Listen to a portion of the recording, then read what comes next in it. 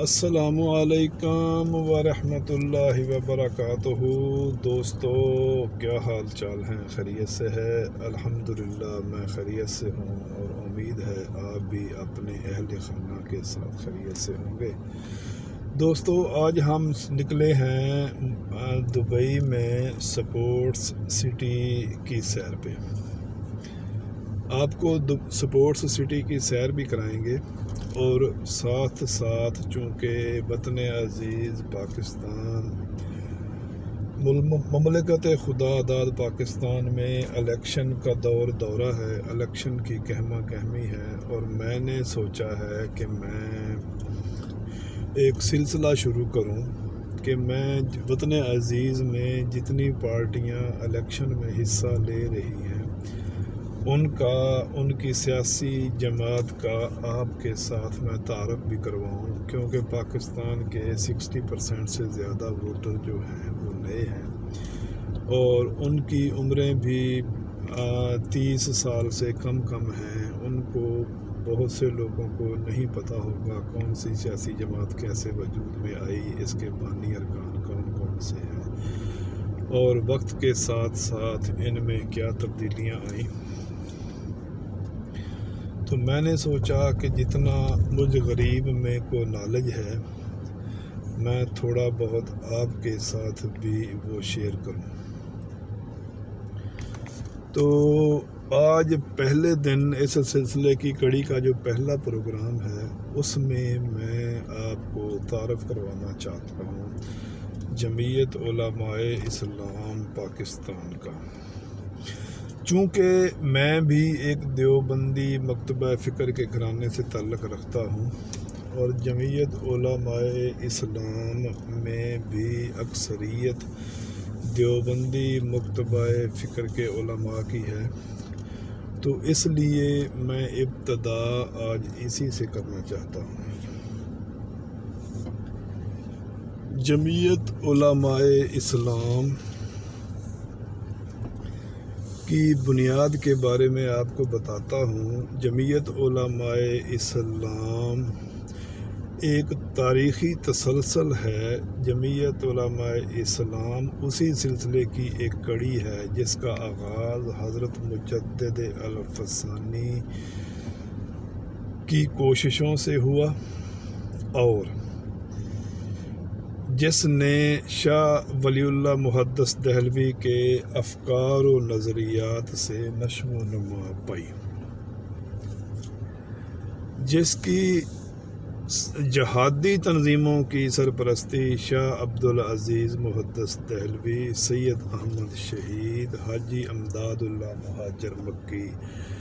حضرت مولانا قاسم نانوتوی بانی دارالعلوم دیوبند، اور رشید احمد گنگوہی جیسے اکابرین نے جس کی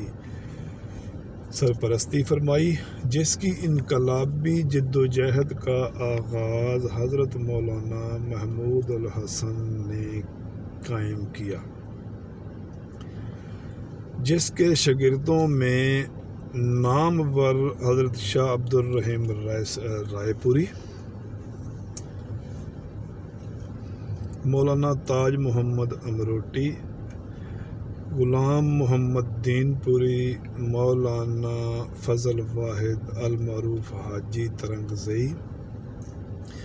مولانا سید حسین احمد مدنی، مولانا عبید اللہ سندھی، مفتی کفایت اللہ دہلوی، علامہ انور شاہ کشمیری، حضرت مولانا اشرف علی تھانوی وغیرہ شامل تھے۔ آزادی کی جدوجہد میں 1919 میں غالباً جمعیت علماء ہند کی بنیاد رکھی گئی۔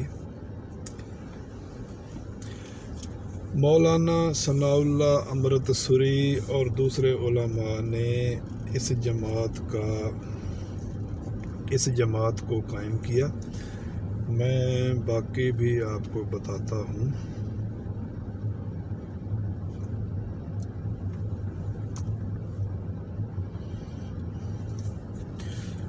19 نومبر 1919 میں اس کی جمعیت علماء ہند کی بنیاد رکھی گئی،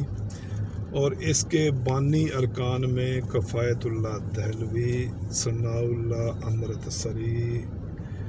ابراہیم میر سیالکوٹی، عبدالباری فرنگی اور محمد اکرم خان وغیرہ شامل تھے۔ انہوں نے جمعیت علماء ہند کی بنیاد رکھی اور انگریز کے خلاف جد و جہد کا آغاز کیا۔ 1940 میں جب قرارداد پاکستان منظور ہوئی، قائد اعظم محمد علی جناح نے پاکستان کے قیام کے لیے تحریک شروع کی تو ابتداءً اس جمعیت علماء ہند نے قیام پاکستان کی مخالفت کی۔ قیام پاکستان کے مخالفین میں حضرت مولانا فضل الرحمان کے والد حضرت مولانا مفتی محمود ان دنوں جمعیت علماء ہند کے بھی رکن نہیں تھے، یہ کانگریس کے رکن تھے۔ چونکہ ان کا تعلق سابقہ صوبہ سرحد اور موجودہ نام خیبر پختونخوا کے علاقے ڈیرہ اسماعیل خان سے تھا، اور صوبہ سرحد میں چونکہ خان عبدالغفار خان المعروف باچا خان، جس کو سرحدی گاندھی بھی کہا جاتا تھا، میں یہ تو نہیں کہتا کہ ان کا اس سے کوئی تعلق تھا، لیکن مولانا مفتی محمود بھی کانگریس کے رکن تھے۔ جب جمعیت علماء اسلام ہند نے قیام پاکستان کی مخالفت کی، اس میں شاید ان کا کوئی نقطہ نظر رہا ہوگا، وہ بعد میں تو اس ٹائم 1945 میں 26 اکتوبر 1945 میں حضرت علامہ مولانا شبیر احمد عثمانی، یہ حضرت علامہ مولانا شبیر احمد عثمانی وہی شخصیت ہیں جنہوں نے قائد اعظم کی نماز جنازہ پڑھائی اور پاکستان کا جھنڈا 14 اگست 1947 میں پہلی بار لہرانے کی سعادت بھی مولانا شبیر احمد عثمانی کے حصے میں آئی۔ یہ وہی مولانا شبیر احمد عثمانی ہیں۔ انہوں نے 26 اکتوبر 1945 کو جمعیت علماء اسلام کی بنیاد رکھی، جمعیت علماء ہند سے علیحدہ ہو گئے، اور انہوں نے تحریک پاکستان کی حمایت کی۔ شبیر احمد عثمانی کے ساتھ پھر ظفر احمد عثمانی، یہ مفتی محمود فضل الرحمان کے والد جو تب تک کانگریس کے رکن تھے، یہ شبیر احمد عثمانی کے ساتھ شامل ہوئے۔ حضرت مولانا عبداللہ درخواستی رحمۃ اللہ علیہ، ان کا تعارف میں آپ کو بعد میں کرواؤں گا۔ حضرت مولانا عبدالحق اکوڑوی، ان کا تھوڑا سا تعارف بھی میں آپ کو بعد میں کرواؤں گا، اور غلام غوث ہزاروی، انہوں نے مل کے جمعیت علماء اسلام کی بنیاد رکھی اور تحریک پاکستان میں شمولیت اختیار کی۔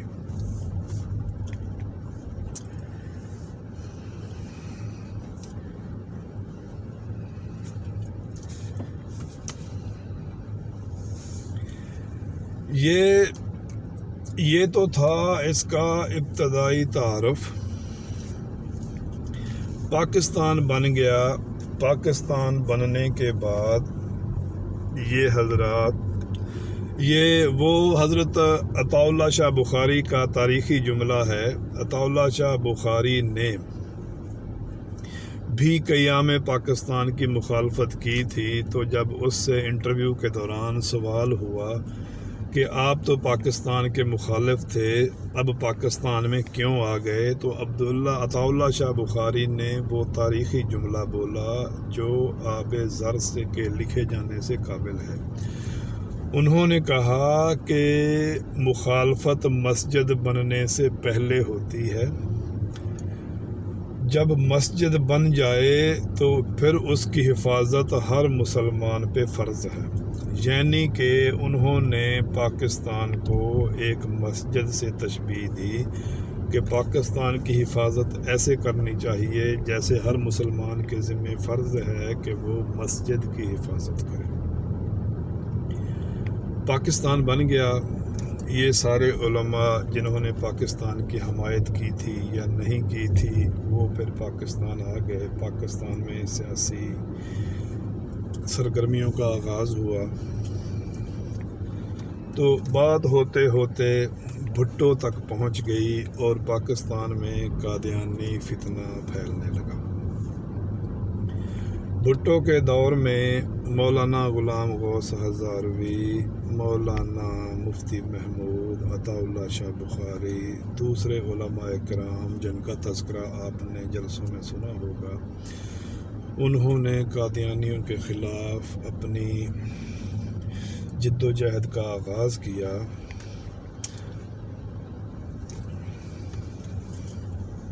ہاں، ایک بات میں بتانا بھول گیا کہ جب 1945 میں جمعیت علماء اسلام کی بنیاد رکھی گئی، شبیر احمد عثمانی نے اس کی بنیاد رکھی، تو اس کے پہلے امیر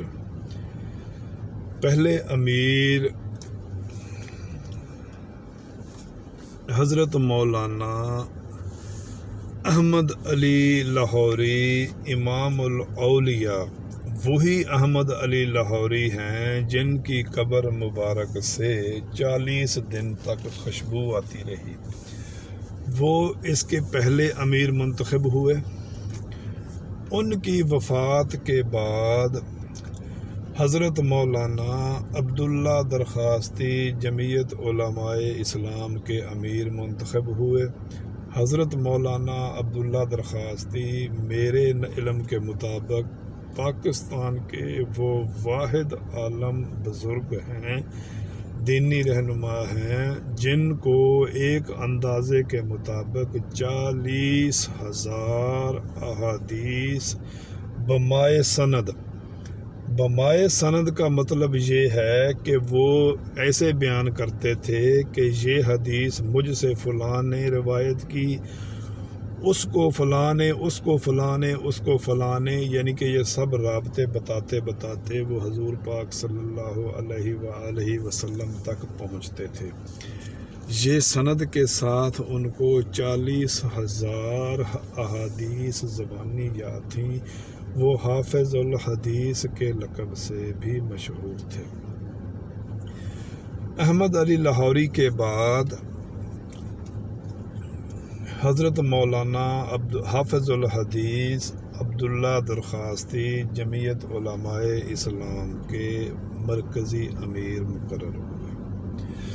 تو فتنہ قادیانیت میں مولانا مفتی محمود نے بہت عزت کمائی، دین کی خدمت کی، اللہ پاک ان کو خوش رکھے۔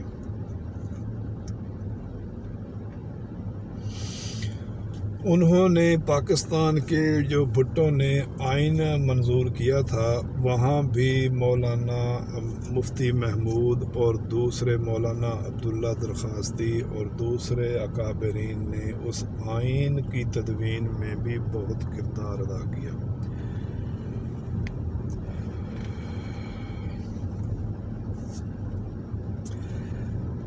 بہت جد و جہد کے بعد قادیانیوں، احمدیوں اور لاہوری گروپ، یہ قادیانیوں کے مختلف فرقوں کے نام ہیں، جب ان کو سرکاری طور پہ پاکستان کے قانون میں غیر مسلم قرار دے دیا گیا،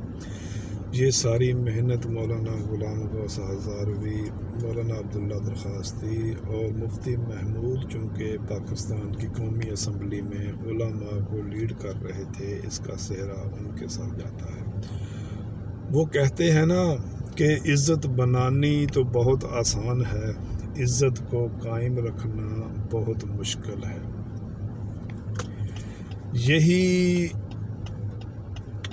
بالکل یہی بات میں یہ جو آج کل کی جمعیت علماء اسلام ہے اس پہ بہت صادق آتی ہے۔ یہ ساری باتیں ہونے کے بعد جب مولانا مفتی محمود فضل الرحمان کے والد گرامی جب یہ سیاستدان تھے، یہ کے پی کے نیا نام اور پرانا نام صوبہ سرحد کے وزیر اعلیٰ تھے، اور یہ اپنا اجلاس مسجد میں بلایا کرتے تھے کابینہ کا صوبائی اسمبلی کے علاوہ، اور ان کے پاس صرف وزارت اعلیٰ سرحد کی نہیں تھی، بلوچستان میں بھی کافی اثر و رسوخ تھا، اور بلوچستان میں بھی جمعیت علماء اسلام کی حکومت تھی۔ دور چلتا رہا، وقت کا پہیہ گھومتا رہا، وقت گزرتا رہا۔ 1988 میں ضیاء الحق کا طیارے کو حادثہ پیش آیا۔ ضیاء الحق جب شہید ہو گیا تو 1988 میں اس وقت کے سینٹ کے چیئرمین غلام اسحاق خان قائم مقام صدر مقرر ہوئے۔ انہوں نے الیکشن کرائے۔ اس الیکشن کے نتیجے میں وفاق میں پیپلز پارٹی کی حکومت بنی، جس کی سربراہ محترمہ بے نظیر بھٹو المعروف بی بی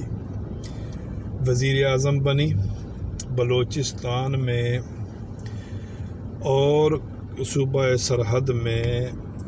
مولانا مفتی محمود کی محنت سے جو کام ہوا تھا، دین کا کام ہوا تھا، قادیانیوں کے خلاف کام ہوا تھا، تو اس دور میں بھی وزیر اعلیٰ بلوچستان اور وزیر اعلیٰ کے پی کے جمعیت علماء اسلام کے تھے۔ اچھا جی، اب آگے جو دور شروع ہوتا ہے، اب یہاں سے کہانی بدل جاتی ہے۔ یہاں سے کہانی یوں بدلتی ہے کہ مولانا مفتی محمود کی وفات کے بعد امیر تو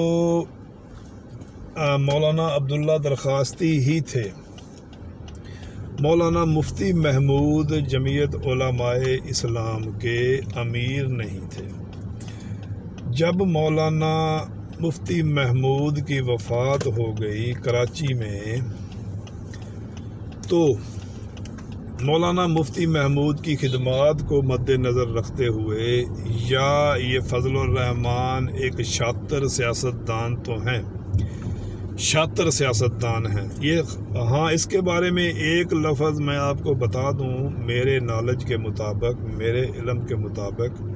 یہ فضل الرحمان، ہاں اس میں کوئی شک نہیں کہ یہ عالم ہیں، انہوں نے درس نظامی کا کورس مکمل کیا ہوا ہے اور عالم کی سند اس کے پاس ہے، لیکن اب موجودہ حالات میں یہ ایک خالص کرپٹ سیاستدان ہے، دین کا ٹھیکیدار ہے، دین کے نام سے دین فروش ملا ہے، عالم تو ہے لیکن دینی لیڈر نہیں ہے، خالصتاً سیاسی لیڈر ہے۔ وہ وجہ میں آپ کو بتاتا ہوں۔ مولانا مفتی محمود کی جب وفات ہوئی، امیر تو مولانا عبداللہ درخواستی ہی تھے، اس کو جماعت کا سیکرٹری جنرل مقرر کیا گیا۔ اس نے چند اپنے جیسے دین فروش ملاؤں کو اکٹھا کیا، اور مولانا عبداللہ درخواستی جیسے بزرگ 40,000 احادیث کے حافظ الحدیث، اپنے وقت کے سب سے بڑے عالم کو ایک سائیڈ پہ کر کے خود اس نے جماعت علیحدہ کر لی، اور اس کا نام جمعیت علماء اسلام فضل الرحمان گروپ رکھا۔ اس نے بڑی سازش کے تحت، چال بازی کے تحت مولانا عبداللہ درخواستی کو سائیڈ لائن کر دیا، اور ایک سیدھے سادھے عالم دین مولانا عبدالحق اکوڑا خٹک، جن کے بیٹے حضرت مولانا سمیع الحق تھے، ان کو بھی اپنی چاپلوسی باتوں میں الجھا کر ان کو بھی اپنے ساتھ ملا لیا۔ اور یوں انہوں نے حضرت مولانا عبداللہ درخواستی کو مکھن سے بال کی طرح نکال پھینکا، اور یہاں سے جمعیت علماء اسلام ایک اسلامی جماعت سے باقاعدہ سیاسی جماعت بن گئی۔ اس کا ثبوت آپ کو فضل الرحمان کے وہ انٹرویوز جو سلیم صافی کو دیے، اور سلیم صافی نے بہت سے چبھتے سوالات پوچھے، مجھے کچھ بتانے کی ضرورت نہیں، وہ انٹرویوز ریکارڈ پر موجود ہیں، آپ دیکھ سکتے ہیں۔ جس انٹرویوز میں فضل الرحمان نے یہ مانا کہ ہاں ڈرون حملوں کی اجازت ہم نے دی تھی، اس پہ سائن بھی ہیں، اور جس میں اس نے یہ بھی مانا کہ جب نواز شریف نے ختم نبوت کے قانون میں ترمیم کرنے کی کوشش کی تو فضل الرحمان خاموش رہے، اور فضل الرحمان نے سلیم صافی کو ایسے سوالات کرنے سے منع کر دیا اور کہا کہ اگلا سوال کرو۔ باقاعدہ سلیم صافی کے ساتھ اس نے غصہ کیا کہ آپ ایسے سوال کیوں کرتے ہو۔ یہ ثبوت ہے کہ یہ ایک مذہبی لیڈر نہیں ہے، دین فروش ملا ہے اور خالصتاً کرپٹ سیاستدان ہے۔ اچھا، تو میں پہنچا تھا کہ اس نے مولانا عبداللہ درخواستی کو مکھن سے بال کی طرح نکال پھینکا۔ وہ ایک دینی عالمی تھے، اب ولی اللہ تھے، 40,000 احادیث کے حافظ، قرآن پاک کے قاری۔ انہوں نے اپنا درس و تدریس کا عمل جاری رکھا اور گوشہ نشینی میں چلے گئے، اور پھر اپنے خالق حقیقی سے جا ملے۔ اس نے بعد میں جب اس کے تھوڑے سے اور قدم جمے تو اس نے پھر مولانا سمیع الحق سے بھی علیحدگی اختیار کی، اور پھر سمیع الحق پھر جمعیت علماء کے 2 ٹکڑے ہوئے۔ پہلے 2 ٹکڑے ہوئے تھے، فضل الرحمان گروپ اور درخواستی گروپ۔ تو جو اچھے عالم تھے، دین کا درد رکھنے والے، وہ درخواستی کے ساتھ چلے گئے تھے، اور جو دنیا دار تھے، جو کرپٹ تھے، جو لٹیرے تھے، وہ فضل الرحمان کے ساتھ آ گئے، اور فضل الرحمان کی چکنی چپڑی باتوں میں سمیع الحق جیسے لوگ بھی شامل ہو گئے۔ تو بعد میں اس نے سمیع الحق کو بھی نکال پھینکا، تو جمعیت علماء اسلام کے مزید 2 ٹکڑے ہو گئے، ایک ٹکڑے کا نام فضل الرحمان گروپ اور ایک ٹکڑے کا نام سمیع الحق گروپ۔ تو بعد میں سمیع الحق بھی ڈرون کے ایک حملے میں جامعہ اگوڑا خٹک میں شہید ہو گیا۔ تو یوں پہلے درخواستی گروپ بھی ختم ہوا، اور پھر سمیع الحق گروپ بھی ختم ہوا، اور پھر فضل الرحمان اس پوری جماعت پہ قابض ہو گئے۔ فضل الرحمان 4 دفعہ قومی اسمبلی کے رکن منتخب ہو چکے ہیں، اور 2 دفعہ اس کی اپنے حلقے میں فضل الرحمان کی اتنی ہے کہ یہ لگاتار اپنے آبائی حلقے سے لگاتار کبھی بھی یہ منتخب نہیں ہوئے۔ دھاندلی زدہ الیکشن میں دھاندلی کروا کے یہ منتخب ہوتے ہیں، یعنی کہ جو اتنے زیادہ مشہور بھی نہیں ہوتے، ان لوگوں سے بھی یہ الیکشن ہار چکے ہیں۔ اور ایک دفعہ تو مسرت شاہین نے بھی، پشتو فلموں کی اداکارہ مسرت شاہین نے بھی فضل الرحمان کو چیلنج کیا تھا، اور فضل الرحمان کو غیرت مند بنانے کے لیے یہی کافی تھا، لیکن فضل الرحمان کو پھر بھی غیرت نہیں آئی۔ فضل الرحمان نے اپنے باپ کی محنت، جو انہوں نے قومی اسمبلی میں بھٹو کے اپوزیشن لیڈر کا کردار ادا کرتے ہوئے اور قادیانیوں کے خلاف مسلمانوں کا کیس لڑتے ہوئے جو انہوں نے اپنی عزت اور ریسپیکٹ کمائی تھی، جس عزت اور احترام کا رشتہ مسلمانوں کے، پاکستان کے مسلمانوں کے دل میں تھا، اور پاکستان کے مسلمان ان کو جس عزت کی وجہ سے ووٹ دیتے تھے، اور 2 صوبوں کی وزارت اعلیٰ ان کے حصے میں آتی تھی، فضل الرحمان نے ان کی لٹیا یوں ڈبوئی کہ امریکہ کو ڈرون حملے کرنے کی اجازت دی، اور امریکہ کو جس نے اڈے دیے تھے پرویز مشرف نے، پرویز مشرف کے کرائے گئے الیکشن میں، اور جو ڈکٹیٹر الیکشن کرواتے ہیں وہ سبھی کو پتہ ہے، اگر کسی کو نہیں پتہ تو وہ آج کل جو الیکشن کی گہما گہمی ہے اور جن کو سہولیات مل رہی ہیں، جن پہ مشکلات ہیں، وہ آج کل کے دور میں میڈیا کا دور ہے، سبھی دیکھ رہے ہیں کہ جب ڈکٹیٹر الیکشن کراتے ہیں، ادارے اسٹیبلشمنٹیں الیکشن مینج کرتی ہیں تو کیسے ہوتے ہیں۔ تو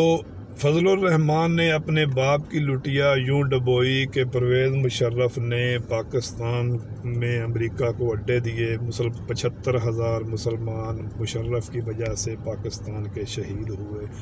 ڈرون حملوں میں، امریکی حملوں میں، جیسے بھی ہے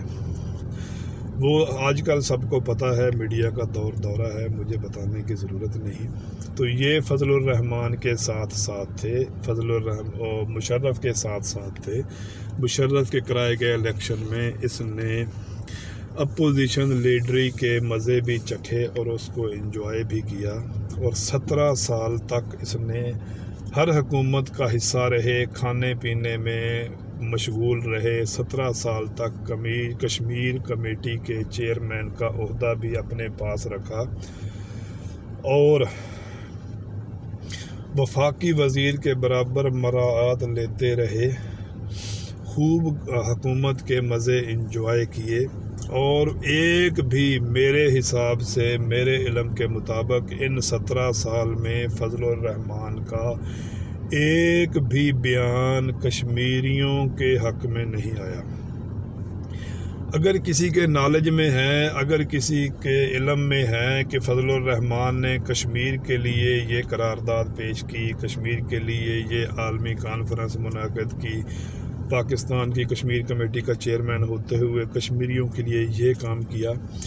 تو وہ مجھے بتائے، اور میں اس سے وعدہ کرتا ہوں کہ میں اس کی بات کو اپنی ان باتوں میں اگلے کسی ویڈیو میں میں اپنی غلطی بھی تسلیم کروں گا، اور اس کی بات کو میں بتاؤں گا کہ فلاں بندے نے بھائی مجھے ثبوت کے ساتھ یہ چیز بھیجی ہے۔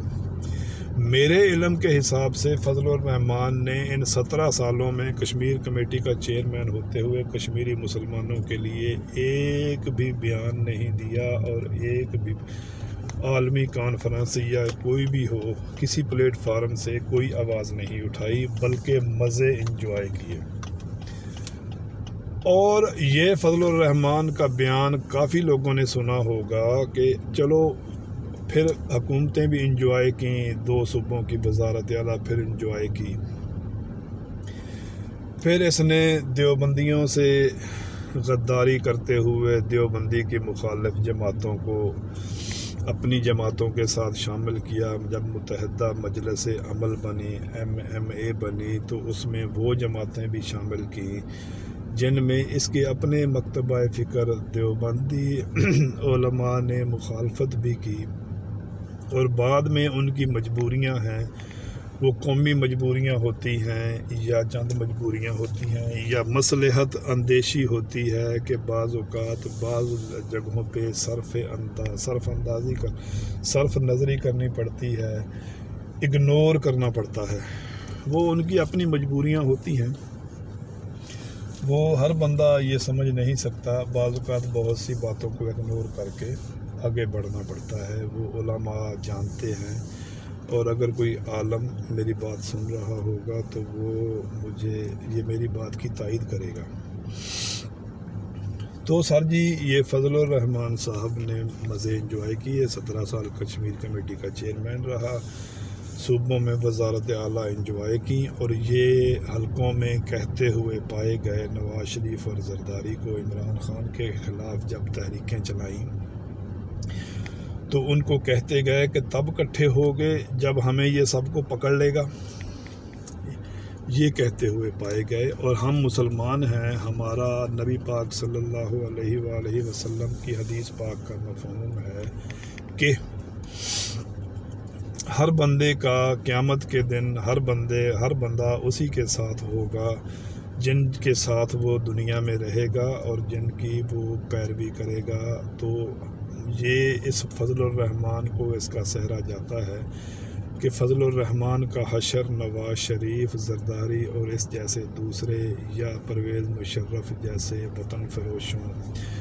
یا ملت کے غداروں کے ساتھ ہوگا۔ یہ فضل الرحمان کا حشر انشاءاللہ ان کے ساتھ کرپٹ لوگوں کے ساتھ ہوگا۔ فضل الرحمان صاحب نے ایک یہ بھی بیان دیا تھا کہ تم کون ہوتے ہو ہمیں پوچھنے والے، حالانکہ یہ خلیفہ ثانی حضرت عمر رضی اللہ تعالیٰ عنہ کا پیروکار ہے، اور حضرت عمر تاریخ اسلام کی وہ شخصیت ہیں کہ جنہوں نے 22 لاکھ مربع میل یعنی کہ تقریباً 7 پاکستان کے برابر رقبہ اس پہ حکومت کی، اور مسجد میں ایک عام سے شہری نے کھڑے ہو کے حضرت عمر سے پوچھا تھا کہ تم نے یہ کرتا کہاں سے لیا، ہم آپ کی بات نہیں مانیں گے جب تک آپ اس بات کا جواب نہیں دو گے۔ تو حضرت عمر نے اس کی تفصیل کے ساتھ وضاحت دی تھی اور بتایا تھا کہ یہ میں نے کپڑے ایسے سلوائے ہیں، ایسے بنے ہیں۔ تو پھر وہ اس آدمی نے مانا تھا اور کہا تھا کہ ہاں اب مطمئن ہو گیا ہوں، اب ہم آپ کا حکم بھی مانیں گے اور آپ کی بات بھی سنیں گے۔ یہ فضل الرحمان اپنے آپ کو اس سے بڑا سمجھتا ہے، یہ کہتا ہے کہ تم کون ہوتے ہو ہمیں پوچھنے والے۔ یہ ایک دینی لیڈر ہے، اسلام فروشی نہ کرے،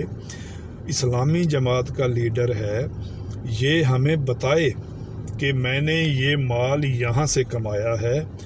اور یہ میرا ذریعہ آمدن ہے، یہ میرا کاروبار ہے۔ جب تک یہ نہیں بتائے گا باقیوں کا تو مجھے پتہ نہیں، کم از کم میں اس کو ایک دینی مذہبی لیڈر نہیں مانوں گا، اس کو میں ایک خالصتاً کرپٹ سیاستدان مانوں گا۔ اور دوسری بات، یہ اسلام کا نام لیتا ہے، امریکہ کو للکارتا ہے، لیکن امریکہ کے ڈرون حملوں پہ سائن کر کے اس کو اجازت دیتا ہے۔ نواز شریف نے ختم نبوت کے قانون میں جب بھی وہ وزیر اعظم بنا، وہ جب نواز شریف کی دن آئے گا تو میں آپ کو اس کی پوری ڈیٹیل بتاؤں گا جو میرے نالج میں ہے۔ آج چونکہ جمعیت علماء اسلام پہ فضل الرحمان پہ بات ہو رہی ہے تو آج میں اسی میں رہوں گا۔ تو جب بھی نواز شریف اپنے وزارت عظمیٰ کے دور میں آیا، اس نے ختم نبوت کے قانون میں چھیڑ چھاڑ کرنے کی کوشش کی، تو اس کو فضل الرحمان نے ایک انٹرویو میں ایک غلطی کہا کہ یہ ایک غلطی کی معافی دی جا سکتی ہے، چونکہ وہ ایک کرپٹ سیاستدان ہے، ڈاکو ہے، چور ہے، لٹیرا ہے ملک و ملت کا، اور یہ بھی لٹیرا ہے ملک و ملت کا، یہ بھی ڈاکو ہے، چور ہے، یہ تھائی لینڈ کا وزٹر ہے۔ اب تھائی لینڈ کے بارے میں آج کل کے لوگ خوب جانتے ہیں، اور فضل الرحمان تھائی لینڈ بڑے شوق سے جاتا ہے، تو اس نے اس کو تو غلطی قرار دیا۔ کیا یہ مسلم امہ کا ٹھیکیدار، کیا یہ دین کا ٹھیکیدار عمران خان، باقی اس کی جد و جہد کو چھوڑیں، 3.5 سال وہ وزیر اعظم پاکستان رہا، 3.5 سال وہ ریاست مدینہ کرتا رہا۔ کیا فضل الرحمان کے دل میں دین کا اتنا درد تھا؟ کیا فضل الرحمان کے دل میں ریاست مدینہ کا اتنا احساس تھا؟ کیا اس نے عمران خان سے رابطہ کر کے یہ پوچھنے کی یا یہ کہنے کی زحمت گوارا کی کہ آپ جو ریاست مدینہ کرتے ہو، چلو میں آپ کے ساتھ ہوں، یہ اسلامی قانون ہیں، یہ نافذ کریں؟ کیا فضل الرحمان نے یہ کیا؟ نہیں کیا۔ فضل الرحمان نے تو اس ریاست مدینہ کے دعوے دار کو اسلام کا دشمن، اسرائیل کا ایجنٹ ثابت کرنے میں لگا رہا۔ فضل الرحمان کا حق بنتا تھا، یہ اپنے آپ کو بہت بڑا سیاستدان سمجھتا ہے، یہ عمران خان کی سیاست ایک دن میں ختم کر سکتا تھا۔ اس نے بجائے عمران خان کی سیاست کو ختم کرنے کے عمران خان کو اور زیادہ بڑا سیاستدان بننے میں مدد کی۔ یہ فضل الرحمان کی سیاسی نادانی ہے، سیاسی بے وقوفی ہے، اپنی اس سیاسی بیوقوفی نادانی کی وجہ سے اس نے عمران خان کا قد اور بلند کر دیا۔ یہ عمران خان کو یہودی ایجنٹ ثابت کر سکتا تھا، یہ عمران خان کو غلط ثابت کر سکتا تھا۔ یہ عمران خان کے پاس جاتا، عمران خان کو اپنے تعاون کا یقین دلاتا، عمران خان کو کہتا کہ آپ ریاست مدینہ کی تسبیح کرتے ہو، میں آپ کے پاس آیا ہوں، میری پوری مدد ہیلپ اور میری پوری جماعت کا تعاون آپ کے ساتھ ہے، ہاں یہ قانون ہے، میں آپ کا ساتھ دیتا ہوں، یہ قانون مملکت خدا داد پاکستان میں لاگو کرو، آؤ اس کو ریاست مدینہ بناتے ہیں۔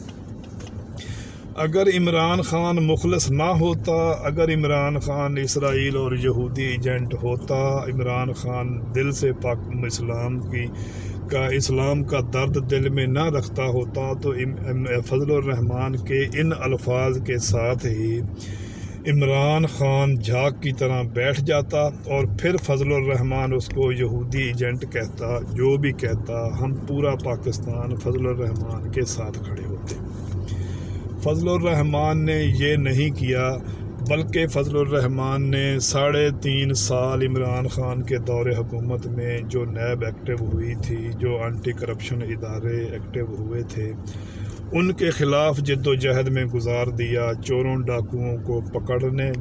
رہا تھا ان کے خلاف۔ بل اس کے علاوہ عمران خان نے اکیلے اس تنہائی کے دور میں بھی چند ایک چیزیں اسلام کے لیے کیں۔ اس نے قرآن پاک کا ترجمہ لازمی قرار دے دیا، اس نے ایک سلیبس بنانے کی کوشش کی۔ اب قرآن پاک کا ترجمہ تو نصاب میں شامل ہے، اس بندے کی تب تک BA کی ڈگری نہیں ہو سکتی جب تک وہ قرآن پاک کا ترجمہ اسی یہودی ایجنٹ کے بنائے ہوئے قانون کے مطابق حاصل نہ کرے، وہ BA کی ڈگری نہیں لے سکتا۔ اور عمران خان نے یہ بھی کہتا رہا کہ خالد بن ولید کی جنگی حکمت عملی پہ ریسرچ کی جائے، کوئی یونیورسٹی بنائی جائے جس میں حضور پاک صلی اللہ علیہ وآلہ وسلم نے 10 سالوں میں کتنا بڑا انقلاب برپا کر دیا ریاست مدینہ میں، اور ریاست مدینہ تھوڑے عرصے میں ایک مدینہ شہر سے کتنے بڑے رقبے پر پھیل گئی، اس پہ ریسرچ کی جائیں، تحقیقات کی جائیں۔ اس نے یونیورسٹی بھی بنائی، القادر یونیورسٹی، اور دوسری یونیورسٹیوں میں بھی وہ تحقیقات کے لیے، ریسرچ کے لیے زور دیتا رہا۔ لیکن یہ فضل الرحمان دین فروش ملا، خالصتاً کرپٹ اور چور سیاستدان، اس کو باتوں میں یہودی ایجنٹ ثابت کرتا رہا۔ یہ سب سے بڑی غلطی فضل الرحمان، یہ ایک نادان سیاستدان ہے جس کے لہجے میں دن بدن، وہ کہتے ہیں نا کہ جب انسان کی عمر بڑھتی ہے تو انسان کے دل میں شیطان کا غلبہ زیادہ ہوتا ہے، عمر کے ساتھ ساتھ وہ حرص، طمع اور لالچ بھی اس کے دل میں بڑھتا رہتا ہے، بجائے اس کے آخری عمر میں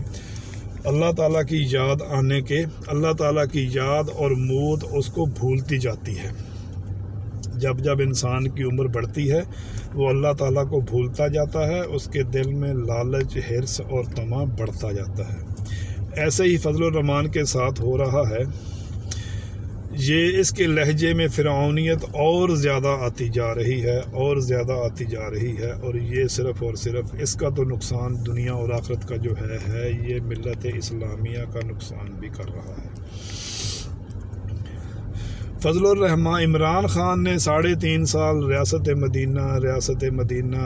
مدینہ کی تسبیح کرتے کرتے گزار دی۔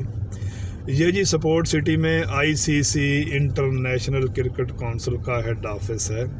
یہ آپ کو ICC کا سین اور ICC لکھا ہوا بھی نظر آ رہا ہوگا۔ تو سر جی عمران خان نے 3.5 سال ریاست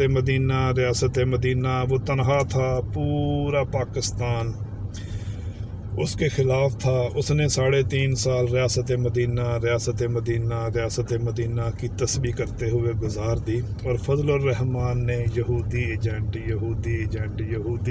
کی تسبیح کرتے ہوئے گزار دی۔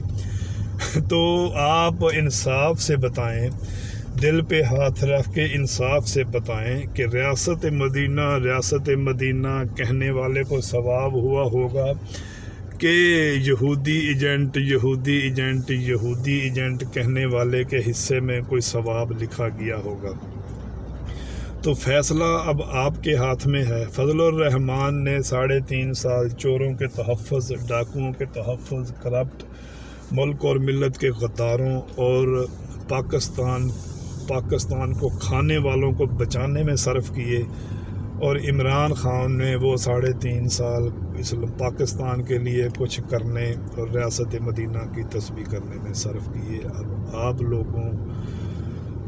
جو چند باتیں رہ گئی ہوں تو میں اس کے لیے معذرت خواہ ہوں۔ جو میرے نالج میں تھا، جو میرے علم میں تھا، جو باتیں میں جانتا تھا، بہت سی باتیں رہ گئی ہوں گی، وہ باتیں میں نے آپ کے گوش گزار کر دی ہیں، آپ کو بتا دیا ہے۔ جو باتیں رہ گئی ہیں ان کے لیے میں آپ سے معذرت خواہ ہوں، اور پھر کسی ٹائم انشاءاللہ یاد آ جائیں گی تو ان کو جمع کر کے پھر کسی اور ویڈیو میں وہ آپ کے گوش گزار کر دوں گا۔ ابھی میں نے اس دن بھی کہا تھا چند دن پہلے کی ایک ویڈیو میں کہ 8 فروری کو یہ کسی کی حکومت نہیں بننی، نواز شریف کی حکومت بن جائے، زرداری کی حکومت بن جائے، فضل الرحمان کی حکومت بن جائے، یہ 8 فروری کو کسی کی حکومت نہیں بننی۔ یہ پاکستان کے مستقبل کا فیصلہ ہونا ہے کہ پاکستان کہاں جائے گا۔ پاکستان ایک اسلامی ملک ہے۔ پاکستان کے مستقبل کا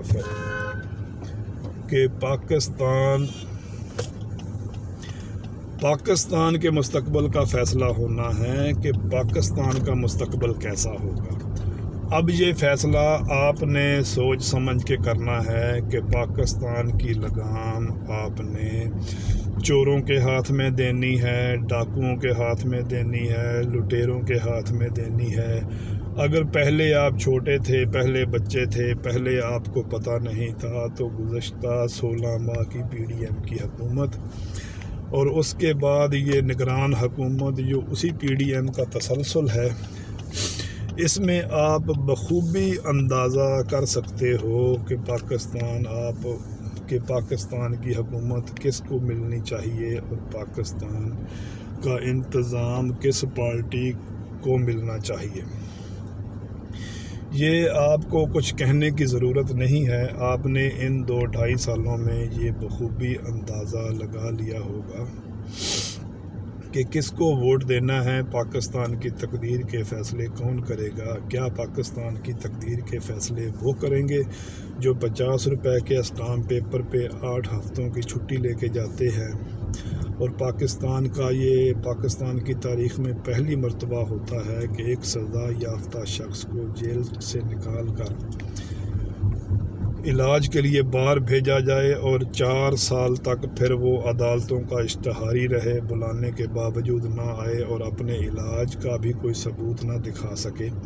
اور بعد میں کہے کہ میں جلا وطن تھا، میں یہ تھا، میں وہ تھا۔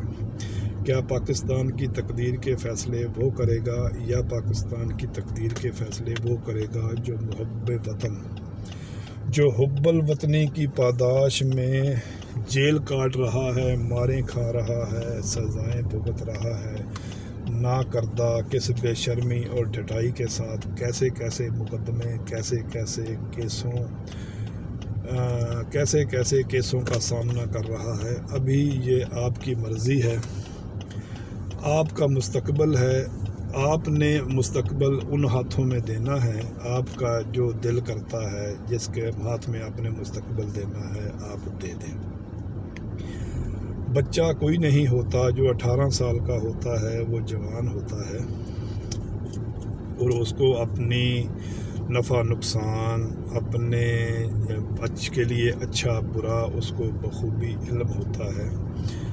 تو پاکستان کا ضروری نہیں کہ سیاستدان کرپٹ ہو۔ اس ٹائم میرے حساب سے پاکستان کا ہر کرپٹ شخص، چاہے وہ سبزی کو میں پانی ڈال کر یا فروٹ کو رنگ کر کے بیچتا ہے، یا خراب چیز کو صحیح ثابت کر کے، وہ بھی کرپشن ہے۔ کسی کا داغ چھپا کے بیچ دینا فروٹ کا، یہ بھی کرپشن ہے۔ سبزی کو رنگ کر کے بیچ دینا، سیبوں کو گولڈن رنگ کر کے بیچ دینا، یہ بھی کرپشن ہے۔ ملک اور قوم کو کھانا کرپشن نہیں ہے، کسی کو دھوکہ دینا بھی کرپشن ہے۔ پاکستان کا ہر کرپٹ شخص، ہر چور شخص، ہر 2 نمبر شخص اس ٹائم تحریک انصاف کی بات نہیں ہے، عمران خان کی بات ہے۔ ہر کرپٹ شخص پاکستان کا عمران خان کے خلاف ہے، اور جو پاکستان کی ترقی چاہتا ہے، جو چاہتا ہے کہ وطن عزیز مملکت خدا داد پاکستان ترقی کرے، جو کرپٹ نہیں ہے، چور نہیں ہے، جو پاکستان کو چاہتا ہے، وہ عمران خان کو ووٹ دے گا۔ ابھی آپ اپنا فیصلہ کریں کہ آپ پاکستان کو چاہتے ہیں یا پاکستان کے مخالفین کو چاہتے ہیں، یا پاکستان کو توڑنے والوں کو، یا پاکستان کو پتہ ہوگا کہ پاکستان کے 2 ٹکڑے کس نے کیے تھے اور کیوں کیے تھے، آپ کو پتہ ہوگا، آپ نے ہسٹری پڑھی ہوگی، تاریخ پڑھی ہوگی، یا پاکستان کو لوٹنے والوں کو ووٹ دینا ہے، وہ آپ کی مرضی ہے۔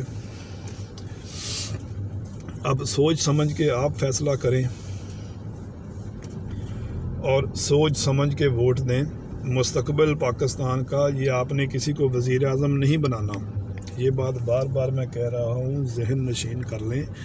کہ یہ آپ نے کسی کو وزیر اعظم نہیں بنانا، یہ آپ نے پاکستان کے فیوچر کا فیصلہ کرنا ہے، پاکستان کے مستقبل کا فیصلہ کرنا ہے۔ اب آپ کی مرضی ہے، آپ پاکستان کا مستقبل کس کے ہاتھوں میں دیتے ہیں۔ یہ میری سیاست پہ گزارشات تھیں، یہ ختم ہو گئیں، اور اس کے ساتھ ہی یہ آج کی موٹر سٹی کی سیر بھی ختم ہو گئی۔ وہ سامنے ابھی آپ کو نظر آئے گا، یہ وہی دبئی کا کرکٹ اسٹیڈیم ہے جہاں پاکستان کے کرکٹ کے میچ ہوتے ہیں۔ یہ سامنے یہ دبئی کا کرکٹ اسٹیڈیم ہے۔ ابھی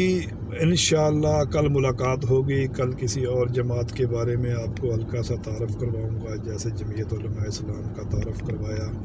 جیسے مفتی محمود دوسرے علماء نے عزت بنائی اور فضل الرحمان نے اس عزت کی لٹیا ڈبوئی، کیسے اپنے اکابرین کے ساتھ اس نے علیحدگی اختیار کی، کیسے ایک دین کے اکابرین کو چھوڑ کے، اولیاء اللہ کو چھوڑ کے ایک خالصتاً سیاسی بندہ بنا، دین فروشی کی، امریکہ کو ڈرون حملوں کی اجازتیں دیں، پرویز مشرف جس نے پاکستان کے اڈے دیے، جس نے پاکستان کے 70-80 ہزار شہداء کا موجب بنا، جس کی وجہ سے اتنے پاکستانی اس امریکی جنگ میں جو پاکستان کے لیے نہیں تھی، جس کی عمران خان مخالفت کرتا رہا، اس جنگ کا حصہ بنا، جس کی وجہ سے اتنے پاکستانی شہید ہوئے، اس مشرف کا حامی رہا۔ یہ کرکٹ کا اسٹیڈیم ہے جی، یہ آپ دیکھ لیں، اس کا یہ حامی رہا، اس کی اس نے پوری حمایت کی، مشرف کی جماعت مشرف، اس نے اقتدار کے مزے لوٹے، اپوزیشن لیڈری کے مزے لوٹے۔ اس کے بارے میں آپ کو بتا دیا کیسے علماء نے تحریک